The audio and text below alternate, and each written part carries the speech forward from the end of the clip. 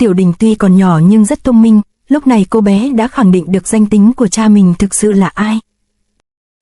Chắc đại tẩu sao không chịu nói sớm, nếu không thì đâu cần phải hao tốn công sức mà cũng không phải mất đi hòa khí. Tuyệt thế hảo kiếm ở dưới chân một pho tượng ở miếu Văn Vương. Miếu đó ở ngay gần đây, đại ca tôi sẽ đi lấy nó. Trong đám người nhộn nhạo ở đây không chỉ có người của Bái Kiếm Sơn Trang mà còn có người của những bang phái khác đến dò la tin tức về Bộ Kinh Vân. Bọn họ hành tung bí mật không biết là từ đâu tới. Tử Ngưng sau khi khai cung lúc này lên tiếng van xin kiếm thú. Tôi đã nói rồi đó, xin các người hãy thả chúng tôi ra. Tha cho các ngươi ư? Vọng Tưởng, con trai của ngươi làm ta đây thọ thương, hôm nay ta phải giết cả nhà của ngươi. Đáp lại lời cầu khẩn của Tử Ngưng lúc này lại là sự lật lọng của đám thất tử. Vừa nghe tới chữ giết kiếm thú liền có ngay hành động, hai bàn tay của hắn lập tức siết chặt đầu của hai mẹ con Tử Ngưng. Xúc sinh, các ngươi dám giở quẻ bội ước ư? Bộ Kinh Vân lúc này nghe thấy tiếng vợ con la lên đau đớn thì lửa nộ bùng phát. Đại ca, hình như sức của tên Bộ Kinh Vân này càng lúc càng mạnh. Vậy nhổ cỏ phải nhổ tận gốc để tránh lo âu sau khi đoạt được kiếm. Hôm nay chúng ta phải diệt sạch cả nhà của hắn, chúng ta hãy dùng kiếm chôn hắn đi. Một tiếng hiệu lệnh vang lên, mấy chục thanh kiếm từ tay bọn thất tử Bái Kiếm Sơn Trang liền được ném xuống hố như mưa. Bộ Kinh Vân thấy vậy thất kinh vô cùng vì trong tay của anh ta lúc này còn có đứa con gái là Tiểu Đình. Cha ơi, làm sao bây giờ? Yên tâm đi, chúng ta sẽ không thể chết dưới kiếm của bọn bỉ ổi này được đâu. Đúng, dù phải chết cũng không thể chết dưới tay đám xúc sinh bội tín này. Lửa giận bỗng chốc thiêu đốt toàn thân, dẫn động một cánh tay của anh ta cũng đỏ ửng hết cả lên. Bộ Kinh Vân lập tức đấm mạnh tay vào vách hố. Một quyền này đánh văng tảng đá khổng lồ ra khiến những thanh kiếm đang phóng xuống đều bị đánh bật đi hết. Sức mạnh như hỏa sơn bộc phát, một quyền chưa đủ chốt giận quyền thứ hai liền được đánh ra. Quyền như lôi giáng đánh tan tảng đá văng lên miệng hố, bức đám người bên trên chạy tán loạn. Kiếm thú không khỏi giật mình vì một cục đá to mang theo kình lực cũng đồng thời văng bắn đến phía hắn ta. Thế đá tới quá gấp làm hắn phải buông hai mẹ con Tử Ngưng ra để đỡ viên đá này. Tất cả bọn xúc sinh mau cút xuống dưới đây cho ta. Bộ Kinh Vân vung tay chụp lấy một rễ cây to, toàn lực kéo mạnh, lực kéo khiến cây cổ thụ lập tức bật gốc, kéo hết thảy đám lâu la đứng bên trên miệng hố đồng loạt bị kéo đi. Bao lâu nay Bộ Kinh Vân là kẻ mất đi trí nhớ nhưng không mất đi sức mạnh kinh thế của kẻ bá giả. Ngay lúc tính mạng của cả gia đình treo đầu sợi tóc, anh ta cuối cùng đã không thể dằn nén được cơn phẫn nộ. Cổ thụ ngàn năm bị Bộ Kinh Vân kéo cho bật cả gốc, kéo cả người lẫn cây đều rơi vào hố sâu như đường xuống địa ngục. Sức mạnh tuyệt thế tỉnh dậy sau cơn mê dài đủ để kinh thiên động địa này, thử hỏi ai mà không kinh sợ, ai dám tranh phong. Lúc này anh ta không còn là một Trác Sơn tầm thường nơi xóm trải nữa mà là một tử thần mới tỉnh giấc, anh ta là Bộ Kinh Vân. Tử thần giáng lâm làm xung quanh lập tức bị bao trùm một màu chết chóc, tất cả lúc này đều rơi vào vực sâu của nỗi sợ hãi. Đại ca, huynh ổn không? Bộ Kinh Vân đâu rồi? Chưa kịp cất tiếng trả lời thì hàng loạt tiếng động mạnh cùng tiếng la thất thanh vang lên. Tiếp đó là một bóng người bay đến đè cho tên mục đầu lại ngã rồi xuống đất. Kiếm thú của ta sao mới tiếp nửa chiêu của hắn mà đã bại rồi? Kiếm thú cũng không phải là dễ bị hạ, ngay khi vừa chạm đất đã lập tức phóng đi. Máu ư? Ai có thể làm bị thương kiếm thú? Kiếm thú đã phát cuồng thật rồi. Nhìn theo hướng mà kiếm thú lao đi, tên mục đầu thấp thoáng nhìn thấy bóng dáng của một người. Là hắn ư? Bộ Kinh Vân, ngươi có bản lĩnh thì hãy tiếp một chiêu đạo nhất kích của lão tử. Kiếm thú lúc này búng người lên cao. Tay của y lúc này đã cầm một thanh kiếm lớn xúc thế từ trên cao lao đến chém xả. Hãy để ta đối phó con dã thú này, thiếp không muốn chàng giết hại quá nhiều người. Có được không? Chỉ cần chàng ngừng tay là được. Đàn bà thì cái quái gì cũng muốn, nhưng lúc này đây thì không còn kịp nữa rồi, bởi vì lúc này một người đã tự đến để tìm cái chết. Kiếm thế của kiếm thú như cuồng như điên, nhưng chỉ với một chưởng quét ngang, Bộ Kinh Vân đã nhẹ nhàng hóa giải được kiếm kình bổ xuống.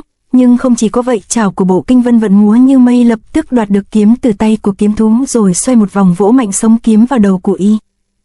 Kình lực như núi đổ khiến kiếm thú bị dập mạnh thân mình xuống đất, nhưng thân đã chịu ngàn lưỡi kiếm đâu thể vì một chiêu này mà bất tỉnh được. Kiếm thú lập tức búng mình thoái lui.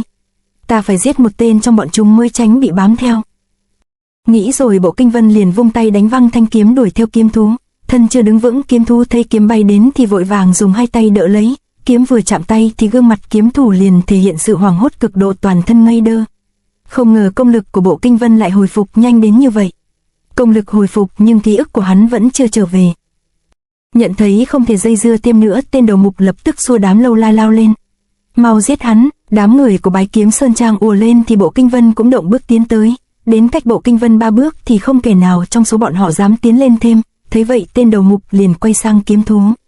Kiếm thú, ông làm gì mà trơ ra như phỗng vậy, ông lên trước đi. Nhìn kỹ lại thì gương mặt của kiếm thú lúc này không còn lấy một chút sinh khí, tên đầu mục vừa chạm vào y thì y liền đổ gục xuống, thì ra y đã bị kình lực mà Bộ Kinh Vân quán vào trong kiếm chấn cho vỡ nát xương thịt từ lâu. Nhìn thấy kiếm thú chết thảm, đám lâu la kinh hãi, chiến ý lập tức tiêu tan. Nếu các người không muốn có kết cục như tên kiếm thú này thì mau cút hết đi. Bộ Kinh Vân vừa lên tiếng dọa nạt thì từ đằng xa đã có tiếng binh khí va chạm chói tai vang vọng tới, tiếng giao đấu kịch chiến càng lúc càng gần. Ô, mọi người hãy nhìn xem kìa. Đám người ngẩng đầu lên thì thấy có hai người đang đánh nhau ở giữa chừng không. Một trong hai người đó chính là lão Bộc Á Tam tay cầm Tuyệt Thế Hảo Kiếm, còn người kia là Hoài Diệt, y dùng đai lưng bằng thiết uốn lượn như con mãng xà tấn công Á Tam, liên tục bức ông ta phải vừa đánh vừa lui. Tuyệt Thế Hảo Kiếm là thanh kiếm rất nặng, khiến Á Tam rất hao sức khi cầm nó. Hoài Diệt dồn bức Á Tam là y muốn quyết tâm đoạt cho bằng được kiếm. Người kiếm không xứng thì đấu lâu ắt bất lợi, người mệt tay dồn Á Tam đã lộ ra sơ hở cho Hoài Diệt thừa cơ một chảo tập kích trúng đích. Chảo kình không nhẹ, ngoài việc bị đánh văng đi thì Á Tam cũng không còn cầm nổi tuyệt thế kiếm. Cha ơi, bá bá là sư phụ của con. Bộ Thiên nói chưa hết câu thì đã thấy bóng của Bộ Kinh Vân phóng đi vun vút. Bộ Kinh Vân là ngươi, xin lỗi vì ta ngưỡng mộ ngươi đã cứu Thần Châu nên đã âm thầm bảo vệ ngươi, nhưng hôm nay ta không thể ngăn được Tuyệt Thế Hảo Kiếm.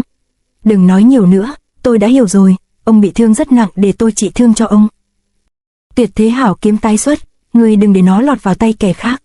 Tuyệt Thế Hảo Kiếm rơi cắm xuống đất, lập tức đám người của Bái Kiếm Sơn Trang hò nhau ùa lên. Đừng hòng lấy kiếm, kẻ la làng đòi đoạt kiếm đó chính là Hoài Không. Vừa nói anh ta vừa phong người nhào tới vung thiết đai đoạt mạng đám lâu la. Tuyệt Thế Hảo Kiếm đã thuộc về ta, kẻ nào dám động tới nó đều phải chết. Tuyệt Thế Hảo Kiếm, để ta xem ngươi có gì hay mà là chi kiếm vô địch. Đang lúc Hoài Diệt muốn lấy kiếm, bỗng có một bức tường khí hùng hậu chặn đứng anh ta lại. Là ai, ai mà có đủ sức để cản được ta? Là ngươi ư? Bộ Kinh Vân.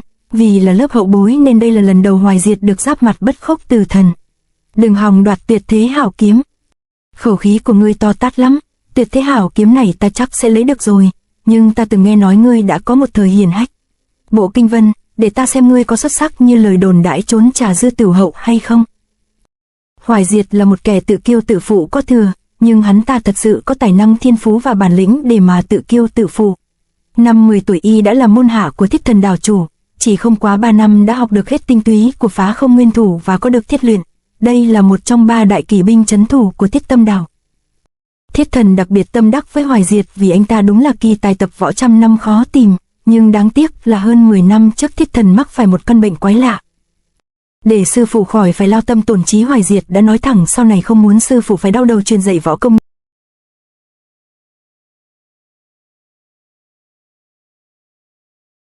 To be continued.